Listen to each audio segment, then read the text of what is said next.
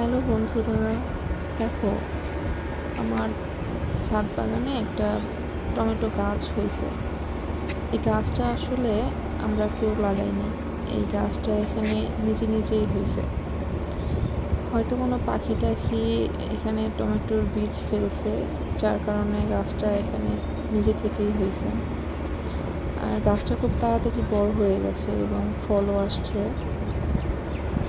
দেখো কত টমেটো আসছে গাছটাতে। বাজারে আমরা যে টমেটোগুলো কিনে খাই সেই টমেটোর স্বাদ আর এই টমেটোর স্বাদ সম্পূর্ণ আলাদা। এই টমেটোগুলো খেতে খুব মজা এবং মিষ্টি। আমার মেয়ে তো এই টমেটোগুলো খেতে খুব পছন্দ করে।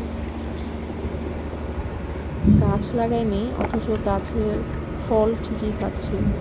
ব্যাপারটা খুব মজার না?